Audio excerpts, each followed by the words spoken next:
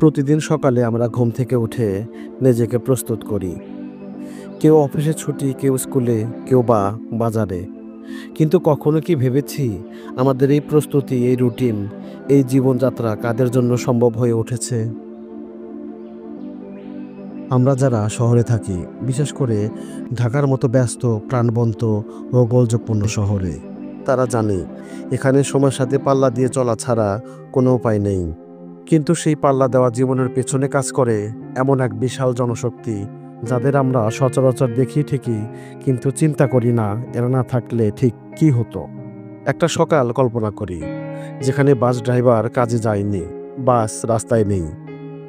শহরের হাজারো মানুষ যারা প্রতিদিন সেই বাসে চেপে অফিসে যায়, তারা আজ অসহায়।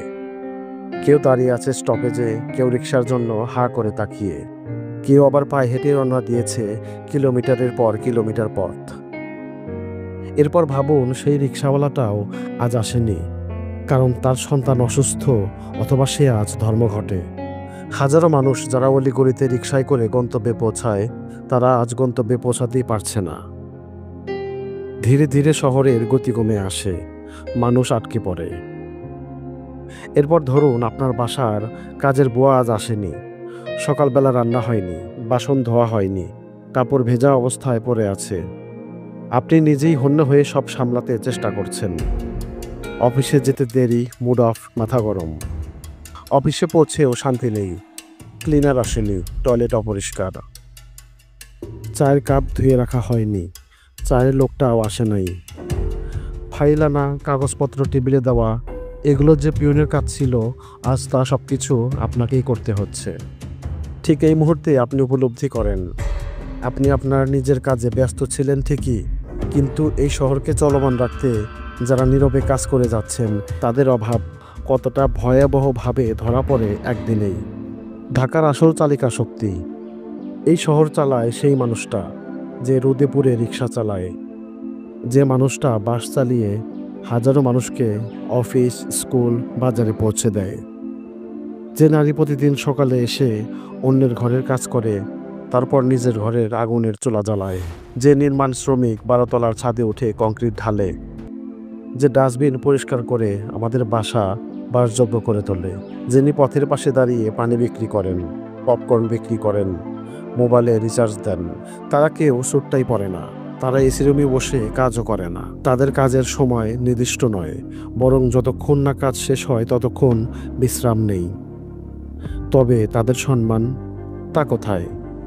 আমরা এই মানুষগুলোকে গরিব বলে দূরে সরিয়ে রাখি। বাসে উঠলে পাশের সিটে বসতে ইতস্তবোধ করি, রাস্তার পাশ দিয়ে হেঁটে গেলে নাক ছিটকাই।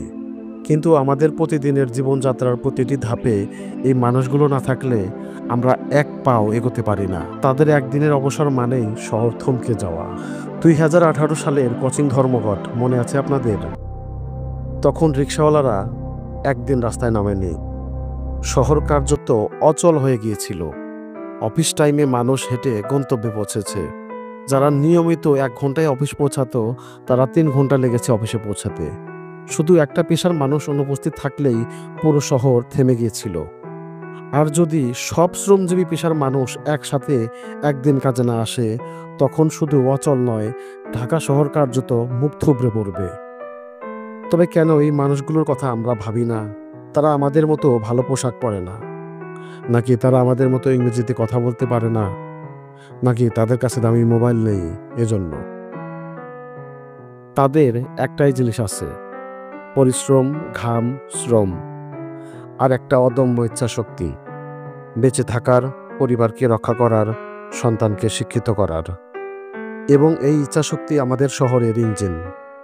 এই শ্রমিক, এই রিক্সাওয়ালা, এই বাস ড্রাইভার, এই কাজের বুয়াই আসলেই আমাদের শহরের চালক। ধন্যবাদ ভিডিওটি এতক্ষণ ধৈর্য ধরে দেখার জন্য।